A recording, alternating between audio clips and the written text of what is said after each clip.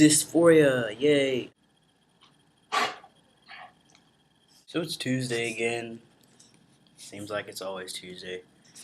If you watched yesterday, you saw from Caden's video that we're talking about dysphoria.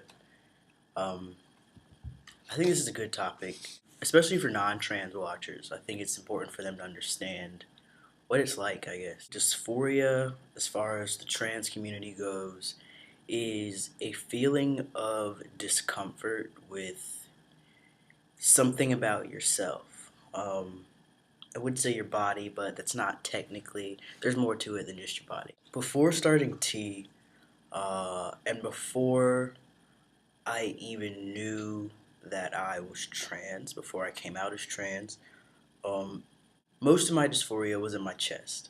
Um, and like I said, this was before I even kind of put the pieces together and realized that I was trans. But my chest just made me really uncomfortable. And it was fine. It kind of sucked during puberty. I was like, what the hell? Um, but as I got older, I just kind of forced myself to be okay with it. But I would say 2 years ago was when my dysphoria hit me like a fucking truck. Are we cussing on this channel? Oh well, it hit me like a fucking truck. It used to take me like half an hour to pick out a shirt to wear. And I was in college, so half an hour makes you late to class. But I just could not figure out why it was taking me so long to get dressed. I would go through like 5 outfits, no exaggeration. I would try 5 different shirts and end up settling on whatever shirt made my chest less noticeable. I didn't know that I was doing that, if that makes sense. So I just thought, oh, I don't like these shirts anymore. I like this shirt. What? So yeah, it took me a while to realize that's what I was doing, that I was picking shirts that were disguising my chest or making it less noticeable. And then during this point of being really, really dysphoric a couple of years ago, I guess I kind of started getting depressed and I was eating a lot and not going out and sitting in my room and gaining a lot of weight from being lazy, antisocial, and eating all day. Eating, because of my dysphoria, caused my dysphoria to get worse. Female body is designed to store fat in ways that makes you look curvy. So then I had dysphoria with my hips, thigh area, I guess, and it was taking me longer to get dressed because now I had an issue with every pair of pants I owned.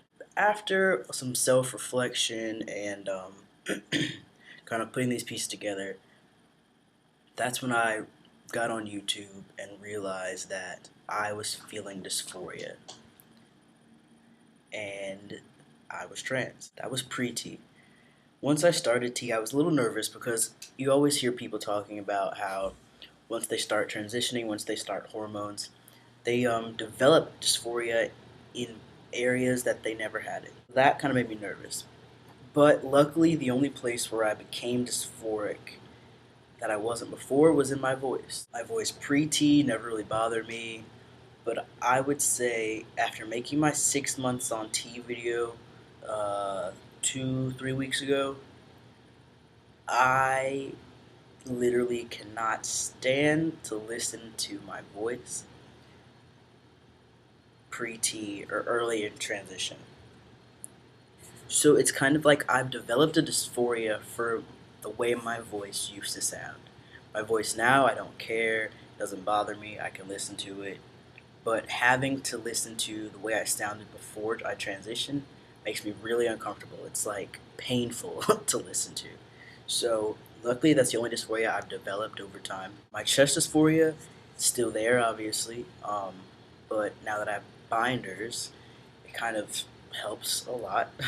And the way that I deal with my chest dysphoria, honestly, is this is gonna sound weird. I basically just spend as much of my free time at home as possible topless.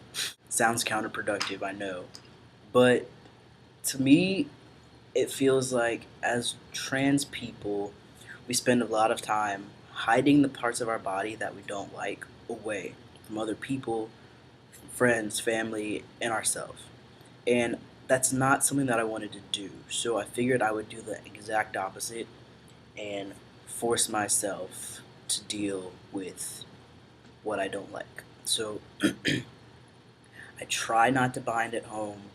I am usually topless if I'm at home alone, and I just force myself to be okay with it. Um, does it make me uncomfortable? Yes. Does it suck? Yes. But I feel like in the long run, since I have no idea when I'll be affording top surgery, that this will be beneficial. I don't want to keep pretending that I don't have a chest because I do. It's there. And I just need to be aware of it and kind of get over it. What do you think, Buzz? Think that's a good idea?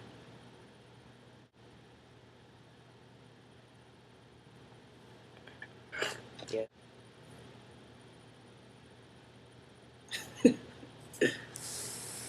No opinion over there. Another thing that helps with dysphoria is passing. I feel like the more that I pass, the more comfortable I am.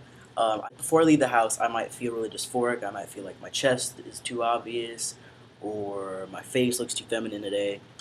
But then if I go out in public and I start passing as male, it kind of soothes my anxiety. And I think that's another important key to handling dysphoria. It's very easy to stand in the mirror all day and criticize things about you that just aren't quite male enough. And you can do that all day. You can sit in the house all day and self-loathe and pick yourself apart.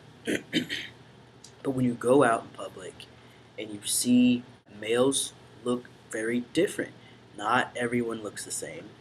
It's okay to not have a six pack. It's okay to not be 6'3". It's okay to not have facial hair. It's okay to have a higher pitch voice because there are biological men out there who have the same issues, and it doesn't make them any less of a man. And I think that's one of the most important things to remember about coping with dysphoria. I started having a little bit of height dysphoria for like a month. I'm 5'6", and obviously I'm not in that 5'9", 6'2" average height for a guy in the U.S. Um, so that made me uncomfortable, and I was like, shit, now no one's ever going to think I'm a guy because I'm short as hell, or they're going to think I'm 14 forever. Then I actually got out of myself, got out of my head, and looked around. Yes, there are 6'2" and up guys out there, and obviously they're going to stand out more because they're so damn tall. But if you pull back and actually look at the average height of a guy, at my school I was noticing that most guys only have me by 2 to 3 inches, 5'9". That's not a big deal. It really isn't.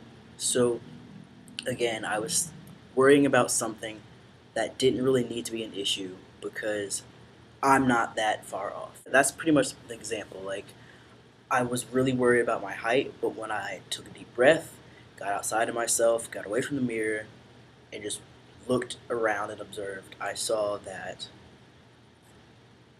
me being 2 inches shorter than the guy next to me doesn't make me look like a girl. It just doesn't. It's really easy for us to be really paranoid about if something about us that day is going to cause people to think that we're a girl. And honestly, people being trans isn't even the first thing on someone's mind. People worry a lot about their binders showing. Oh my god, what if my binder shows? How do I buy tank tops that aren't going to show my binder? Let's be honest for a second. Most people don't know what transgender means. They damn sure don't know what a binder is. They're going to think of school supplies. So if you're wearing a shirt and something is sticking out on the side, they're not gonna be like, oh my god, a transgender person. It's just not gonna happen. Again, get outside of yourself, get out of your head, stop criticizing yourself, because the things you're coming up with, probably the last thing on other people's mind. So just relax. Dysphoria sucks. I know it does. We all know it does. But being aware of it and learning to cope with it in ways that works for you is what's going to get you through. So hang in there. Watch tomorrow, the next day, and the next day. Check out the other guys' videos, and peace.